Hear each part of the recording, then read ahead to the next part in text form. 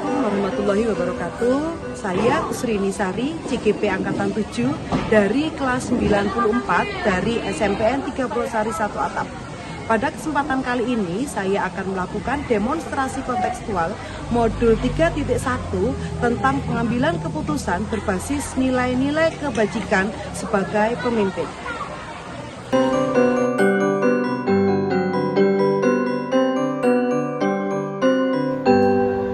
Assalamualaikum Bu Suci. Saya sampaikan terima kasih banyak atas waktu yang jenengan berikan kepada saya. Pada kesempatan kali ini saya dapat tugas dari pendidikan program guru penggerakku untuk mewawancarai jenengan selaku kepala sekolah SMPN 31. Nanti wawancara kita itu terkait dengan pengambilan keputusan berbasis nilai-nilai kebijakan sebagai pemimpin. Bisa dimulai Bu? Bisa. Untuk yang pertama yang perlu saya tanyakan ke jenengan, selama jenengan di SMP 3, apakah pernah terjadi kasus-kasus yang berkaitan dengan dilema etika atau bujukan moral? Sebagai seorang kepala sekolah, kemudian di lingkungan yang baru maupun di lingkungan yang lama itu ya pasti ada. Karena kita berkaitan dengan banyak orang dan banyak pemikiran yang mungkin berbeda. Tapi kita kan disatukan visi ya, jadi insya Allah masalah-masalah tersebut kan bisa teratasi gitu. Kalau menurut Bu Suci, bagaimana Bu Suci mengidentifikasi, membedakan kasus-kasus yang terjadi di sekolah kita, apakah ini termasuk dilema etika atau bujukan moral? Kalau yang dilema etika itu kalau misalnya dua-duanya sama benar, kemudian kita harus mengambil keputusan. Kemudian yang bujukan moral itu mungkin yang satu benar, yang satu salah. Dan itu lebih mudah karena kita berpatokan pada peraturan yang sudah diberikan oleh pemerintah. Jadi kalau dilema etika itu menurut Bu Suci untuk mengambil keputusannya lebih sulit gitu lebih Bu? Sulit karena sama-sama benar. Benar. Jadi untuk dilema etika itu tadi sama-sama benar. Bagaimana jenengan mengambil keputusan untuk menjalankan keputusan, mengambil sebuah keputusan untuk kasus dilema etika yang sama-sama benar itu tadi Bu? Kalau untuk mengambil keputusan yang sama-sama benar itu mungkin bisa kita lihat dari sisi positif negatifnya, baik bagi yang bersangkutan maupun bagi kita sendiri, bagi lembaga. Jadi dianalisis dampaknya seperti itu ya. Dampaknya bagi yang bersangkutan atau mungkin bagi lembaga. Jadi namanya keputusan itu kan pasti ada konsekuensinya gitu ya Bu. Jadi diambil konsekuensinya yang paling baik. Yang paling baik dan paling kecil sisi negatifnya. Oh gitu, dianalisis dulu gitu ya Bu. Kemudian Bu, bagaimana langkah-langkah jenengan dalam mengambil sebuah keputusan? Langkah-langkah untuk mengambil keputusan tentunya kita harus berkomunikasi dulu. Berkomunikasi dengan yang bersangkutan, kemudian dari berkomunikasi itu nanti kita bisa tahu sebenarnya alasannya itu apa, sehingga melakukan mungkin yang sebuah tindakan yang mungkin bertentangan dengan yang lembaga lakukan. Jadi berkomunikasi maksudnya di sini berkomunikasi dengan yang bersangkutan, maksudnya ini pelaku kasus. Berkomunikasi. Mungkin selain berkomunikasi itu langkah-langkah apa kira-kira yang bisa diambil untuk menentukan sebuah keputusan? Selain berkomunikasi, tentunya kita juga menganalisis atau mengidentifikasi kasusnya tersebut, kemudian juga bekerja sama dengan pihak-pihak terkait yang ada di sekolah. Kan di sekolah itu ada komite, kemudian ada para urusan, kemudian kita juga punya atasan, dinas pendidikan. Itu mungkin kita komunikasikan dengan yang bersangkutan juga, kemudian dengan lembaga juga, dengan orang-orang yang ada di sekitar lembaga dan atasan kita. Jadi kalau dapat saya simpulkan dari jawabannya Bu Suci, untuk langkah-langkah pengambilan keputusan ini kita tidak hanya berkomunikasi dengan yang bersangkutan, tapi juga keluarga besar atau stakeholder gitu mungkin yang ada di SMP kita. Kemudian Bu Suci, kalau menurut jenengan pengambilan keputusan yang efektif itu yang bagaimana?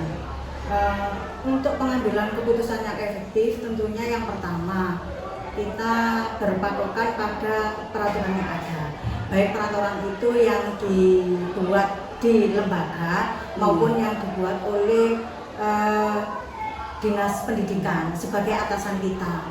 Kemudian kita pada saat kita berkomunikasi tentunya kita mengembalikan kepada yang bersangkutan tentang konsekuensi nanti apabila dia melanggar. Jadi seperti itu. Misalnya ada pelanggaran, kemudian itu kita kembalikan kepada yang bersangkutan, kemudian konsekuensinya apa, dia sendiri nanti yang menentukan apa yang harus dia lakukan. Mungkin seperti itu sehingga tidak tetap kita beri kesempatan yang bersangkutan. Kemudian kalau misalnya kita menentukan itu dengan kerjasama dengan pemikiran yang sudah diambil oleh yang bersangkutan. Jadi kalau Bu Suci menyampaikan itu, jadi untuk keputusan yang efektif itu sebisa mungkin yang bersangkutan itu yang menentukan solusinya bagaimana, kemudian konsekuensinya bagaimana. Jadi ini akan lebih efektif gitu ya Bu. Jadi lembaga itu tidak memaksa dan tidak menjudge gitu ya. Jadi beliau bisa menentukan, atau peserta didik ya bisa menentukan solusinya akan bagaimana gitu. Jadi akan lebih demokratis gitu. Kemudian dia menentukan sendiri, akhirnya dia lebih bertanggung jawab, mungkin begitu. Karena dia sendiri yang menentukan. Kira-kira lagi Bu Suci, pertanyaan berikutnya yang menjadi hambatan jenengan Bu ketika mengambil sebuah keputusan apa nih? Yang menjadi hambatan tentunya dari banyak kepentingan yang menjadi hambatan. Yang pertama itu karena kita sudah berusaha untuk berkomunikasi, akan tetapi itu sulit kita lakukan komunikasi itu sulit kita lakukan karena satu arah. Maksudnya satu arah, kita saja yang mungkin punya niatan, kemudian yang bersangkutan mungkin menyambutnya itu tidak proaktif. Jadi cuma satu arah saja. Tidak proaktif. Jadi yang bersangkutan bisa berkomunikasi apabila kita melakukan pemanggilan, misalnya gitu. Jadi tidak menyambut. Maksudnya gitu, tidak dua arah. Kalau dua arah kemudian mau dengan sendirinya dia mengungkapkan permasalahannya, itu kan lebih mudah. Jadi begitu kendalanya itu. Kendalanya cuma satu arah saja. Tapi Bu Suci kan sudah dapat solusinya. Ketika ada satu arah itu tadi, Bu Suci melakukan panggilan agar terjadi komunikasi gitu ya Bu ya. Kalau menurut Bu Suci, ketika ada permasalahan itu, apakah permasalahan tersebut langsung diselesaikan ataukah ada jadwal tersendiri Bu? Oh ya, kalau jadwal tersendiri itu memang ada, kita sudah mengagendakan kan kita punya program. Jadi itu ada. Tapi kalau sifatnya urgent, kejadiannya itu tidak sesuai jadwal yang kita lakukan langsung. Jadi ada dua macam itu tadi. Jadi ada jadwal, kemudian kalau memang permasalahannya urgent langsung diselesaikan saat itu. Biasanya Bu Suci, yang membantu jenengan dalam mengambil keputusan ini siapa nih? Untuk yang membantu dalam mengambil keputusan tentunya di sekolah itu kan seperti saya sebutkan tadi, banyak komponen yang ada di sekolah yang turut, jadi tidak sendirian. Jadi kita juga perlu pemikiran dari yang stakeholder yang ada di sekolah ini, misalnya dari di sini ada humas, kemudian di sini ada kurikulum, kemudian di sini ada wakasek, kemudian Iya. ada juga komite. Iya. Itu yang kita ajak bicara, Bu. Jadi kalau misalnya sudah kita atasi, kemudian yang bersangkutan itu mau sudah selesai dan mau berubah, itu mungkin tidak Cukup. membutuhkan Iya, sudah iya. cukup. Tapi kalau itu dirasa masih kurang, membutuhkan pihak-pihak yang lain, ya itu kita lakukan.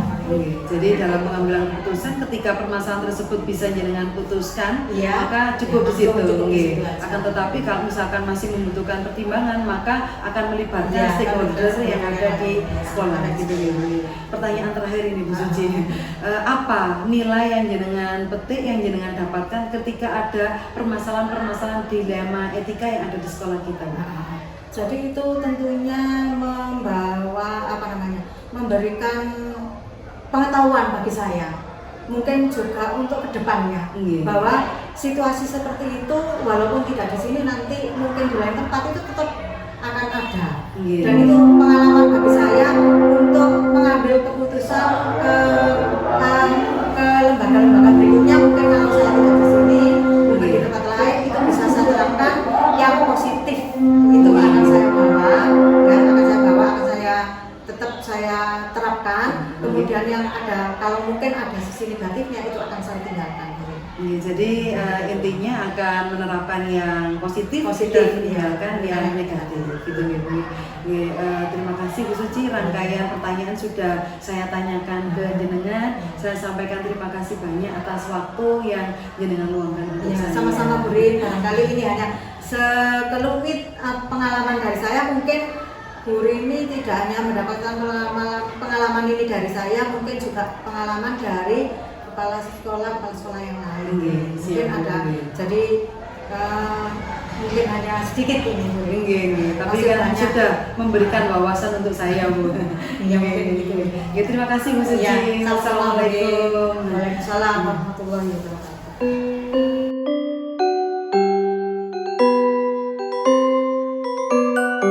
Assalamualaikum Bapak. Ya, waalaikumsalam. Saya hari ini mengucapkan terima kasih banyak datang jenengan karena sudah meluangkan waktunya untuk saya wawancara. Iya, Jadi, iya, pada kesempatan sama-sama. ini saya mendapatkan tugas untuk mewawancarai pimpinan sekolah terkait pengambilan keputusan berbasis nilai-nilai sebagai pemimpin. Iya. Di SD 2 jelasnya kan gurunya heterogen, peserta didiknya juga banyak, pasti kan ada permasalahan-permasalahan gitu ya. Iya, Nah, pasti, selama jenengan menjabat, kira-kira pernah terjadi dilema etika atau bujukan moral nggak? Ya, memang untuk secara keseluruhan, yang pertama perlu saya tegaskan Bu Rini ya. Ini saya baru masih promosi. Untuk permasalahan bujukan moral itu di tingkat siswa memang sampai hari ini sudah teratasi dan belum menjadi dilema yang pelik lah Iya. untuk siswa. Iya. Tapi memang untuk guru atau tenaga yang ada di sini memang mulai awal saya di sini dan memang sudah informasi dari teman-teman, memang ada yang perlu ditangani. So, gitu. Arahnya ke bujukan moral ke sana. Iya. Ya, kalau guru atau staf persoalan ya sedih ada gitu ya. Ya. Jadi untuk peserta didik sudah teratasi. Sementara sampai hari ini belum ada dan memang kita manfaatkan guru kelas untuk problem solvingnya ada di guru kelas. Oh, gitu. Betul, saya berdayakan penuh kepada guru di kelas masing-masing. Iya. Nanti kalau di peran guru kita maksimalkan di kelas. Iya. Oke. Kemudian Bapak untuk mengidentifikasi kasus-kasus tersebut termasuk dilema etika atau bujukan moral itu jenengan bagaimana ya Pak? Ini untuk arahnya kalau spesifik ke bujukan moral, jelas kita lihat gejala permasalahannya dulu. Gejalanya bagaimana, arahnya kemana, kemudian setelah itu setelah ada gejala maka nanti gejala dari beberapa gejala yang ada kita ambil mana yang prioritas. Mana yang prioritas gejala itu, kemudian sekarang prioritas dari gejala nanti akan saya lanjutkan tindakan apa yang tepat untuk saya lakukan pada gejala prioritas itu. Dan setelah itu di samping saya di sini tidak sendiri Bu Rini, kita punya guru, penambah guru, kita punya komite, kita punya paguyuban, sehingga mulai saya masuk sudah saya tekankan ke teman-teman di sini adalah sukses kita bersama. Nggih. Sehingga dalam mengambil kebijakan, keputusan akhir nanti kebijakannya setelah saya minta teman-teman baik guru semua stakeholder yang ada di SDN Sumberjo 2 ini saya minta pertimbangan. Oh gitu. Iya. Jadi Nggak melibatkan ujuk-ujuk. seluruh stakeholder gitu. Betul, ya, nggak Pak? bisa Nggih, saya nggih, sendiri karena nggak bisa saya sendiri. Nggih. Nggak bisa saya sendiri. Iya, gitu. Kemudian Pak, bagaimana jenengan menjalankan pengambilan keputusan untuk permasalahan yang sama-sama benarnya? Nah ini, iya. Memang ketika dihadapkan dua permasalahan yang sama-sama benar, memang juga keputusannya juga agak sulit sedikit, agak sulit. Gimana? Ya, bagaimananya. Tapi tetap kita sebagai kepala sekolah yang juga tidak sendiri, kebijakan harus diputuskan. Nggih. Dasarnya kami mana keputusan itu yang berefek positif pada siswa dan masyarakat atau lingkungan lah yang berdampak positif terbanyak pasti, meskipun ada dua permasalahan yang sama-sama benarnya, tapi pasti ada yang lebih, meskipun lebih satu level lah, lebih dikit.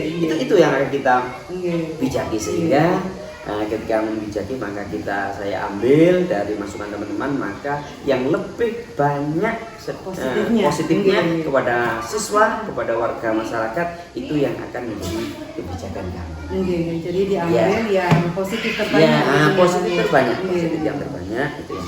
Berikutnya Bapak, untuk langkah-langkah atau prosedur dalam pengambilan keputusan bagaimana nih Pak? Seperti yang awal tadi, tidak begitu berbeda, melenceng jauh.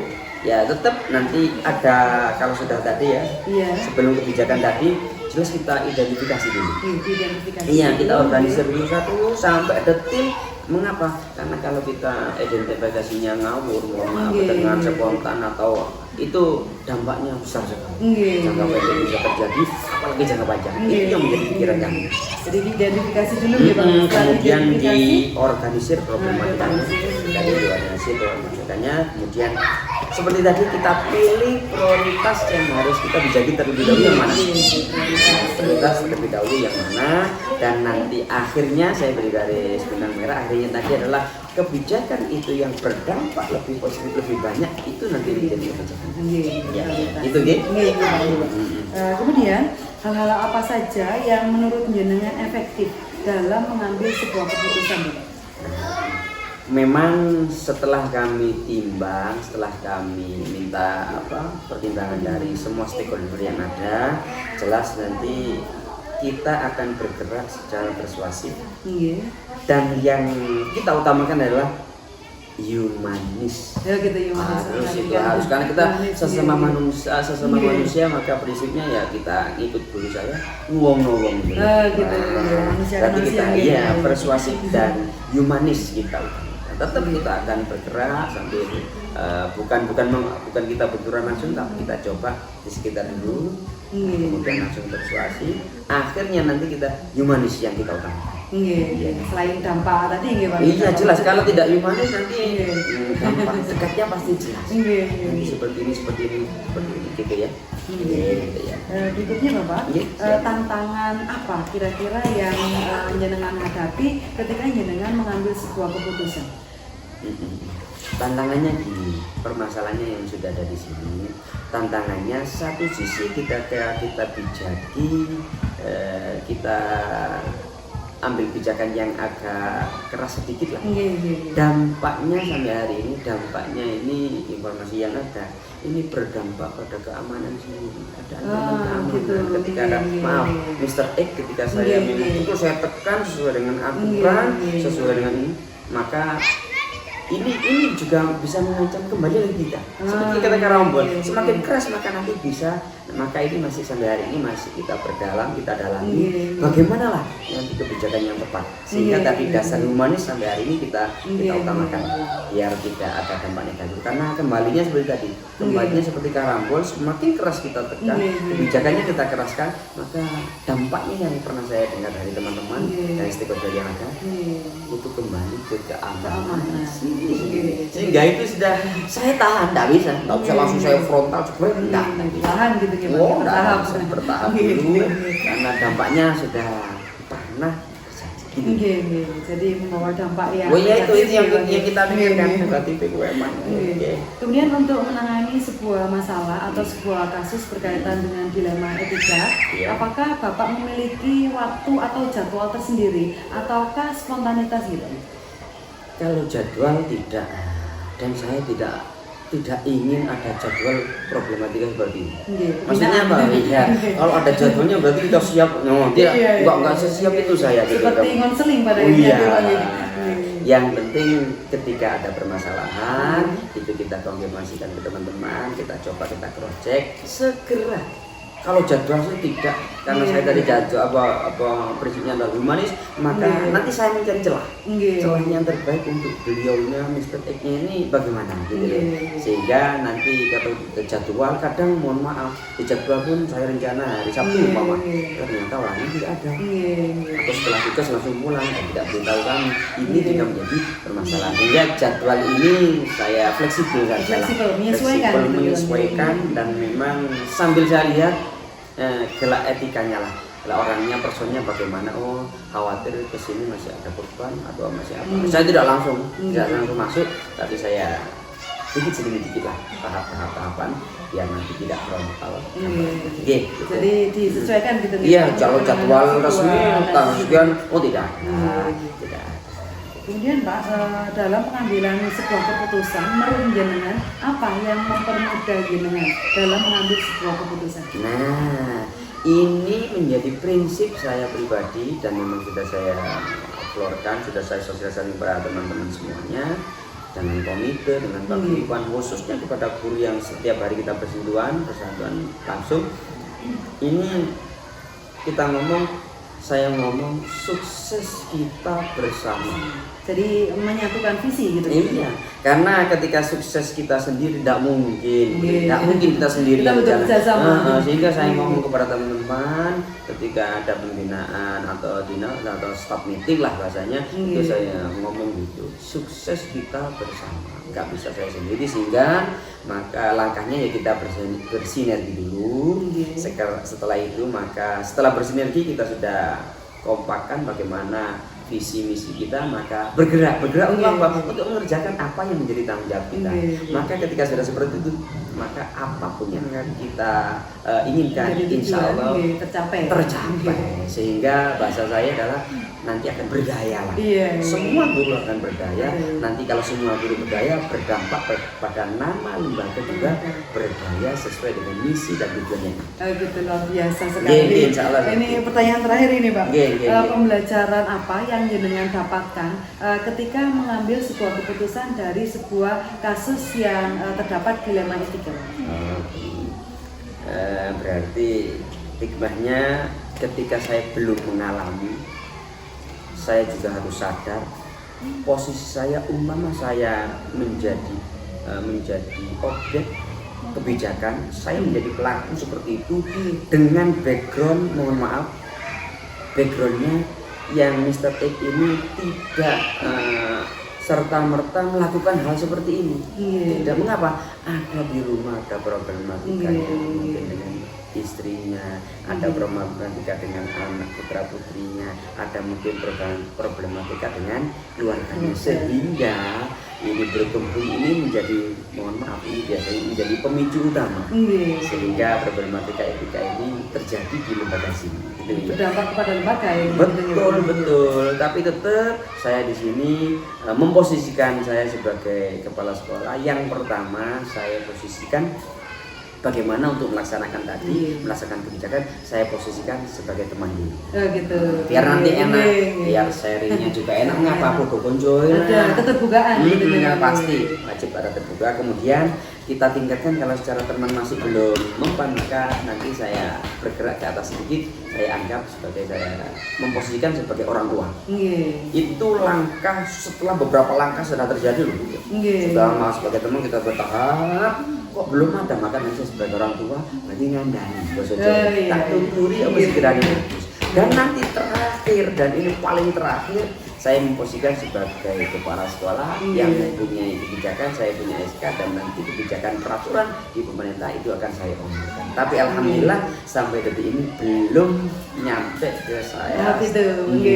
Kenapa? Karena saya sampai ngomong ke orang tua pun masih agak riskan, karena saya masih ini ya.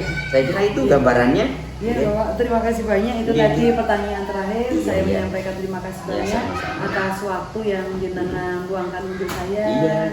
Terima kasih. Saya akhiri. Wassalamualaikum warahmatullahi wabarakatuh. Waalaikumsalam warahmatullahi wabarakatuh.